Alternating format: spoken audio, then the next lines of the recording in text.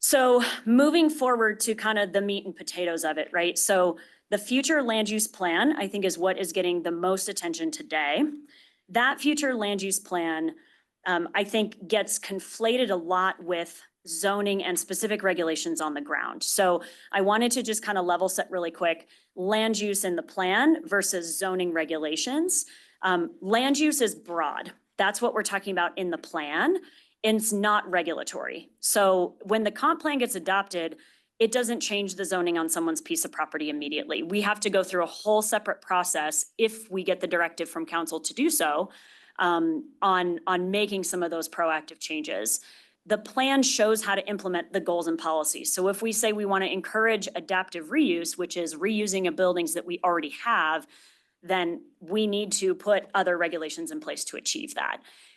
It also provides transparency to how the city will grow in the future. We got a lot of feedback from the community on the 2014 plan that it wasn't actually specific enough because they didn't really know what it meant. So that's why we went down the road of trying to be a bit more specific in the plan so that people could see what we were planning ahead of time rather than us just kicking the can down the road again. On the flip side of that, zoning regulations, those are very narrow and they are regulatory. So they do dictate what goes where, how it's built, the size of it, what types of uses, commercial uses, residential uses, all of that. That's where the rubber meets the road. It talks about whether you can do things by right or whether you need a special approval. And it also dictates how we subdivide land within the city of Ketchum. What it doesn't do are these, and these are questions that we receive through the process, right? Does it raise my property taxes? A comprehensive plan does not. Taxes are based on assessed value, which is based on sales data. So until we start changing the zoning of properties, property taxes don't change. Does it change my zoning? It does not. We have to go through a whole nother process to affect those changes. And that's where council has to give staff direction on whether we're going to do that. Does it force me to move out of my single family home? That was a question we got pretty early in the process. I don't have legal authority whether I adopt a comprehensive plan and whether I change a zoning to force someone out of their home. I cannot do that legally. We cannot do that as the city. And then does it change things immediately? It does not change things immediately. So one thing we're battling with is that the 2014 comprehensive plan, we didn't actually change any of our regulations other than our downtown regulations to align with our 2014 comprehensive plan. So we didn't implement 90% of that document that was adopted. So what are we trying to do here? We're trying to balance the pie, right? We're trying to solve a housing problem and trying to address community character. So really in solving the housing problem, we can convert what we already have and what's existing. We do that through goals and policies and through programs with our housing action plan and our housing department. We can also construct new units. So that's the world that I live in and my team lives in. What we tried to do with the future land use map is approach the construction of new units and growth in a way that made sense to the community that wasn't making broad sweeps, right? So we tried to make moderate changes, not big movements. We tried to be transparent about what's allowed currently. We tried to better align with zoning because right now there are places that zoning actually allows more than what the 2014 plan allowed for and vice versa. So we tried to right size that equation. And we also analyzed existing zoning and predominant development patterns, which Abby will talk about.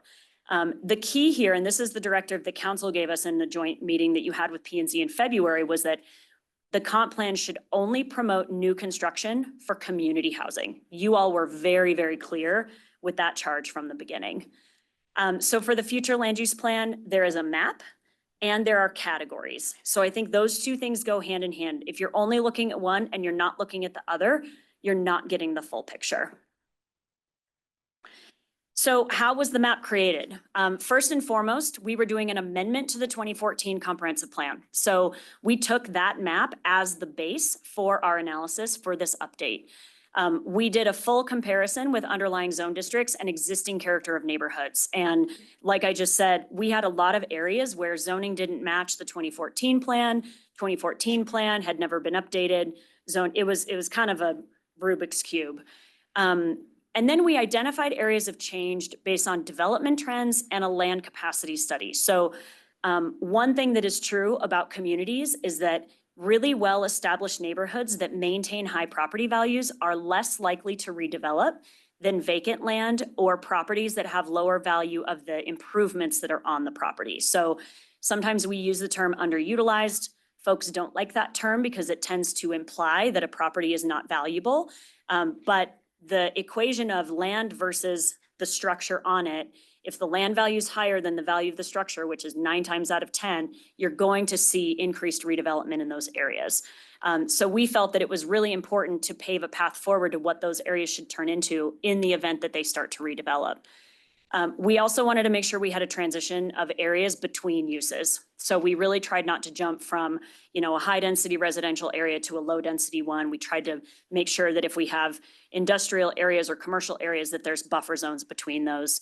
And then we heard a lot of public comment. We first floated the draft map, I think in the August of last year, and we were getting comments from that. We got a lot of comments during the public hearing process with the Planning Commission, and the Planning Commission actually made some recommended changes that you all saw as well. So it wasn't just Abby and I hanging out in our office throwing darts at a board. That might have been easier, but we did not do that.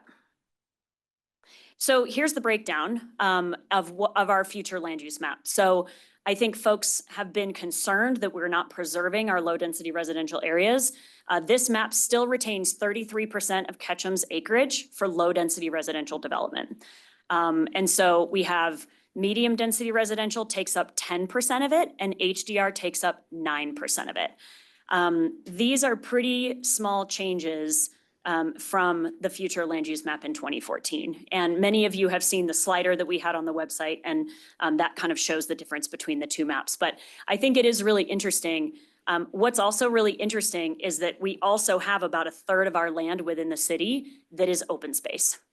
So if we're talking about balancing community character and housing, we have quite a bit of land, our beloved dog park, right? That we have that is open space that will never be developed. So, we are still aligning community priorities with this map, even as we move forward.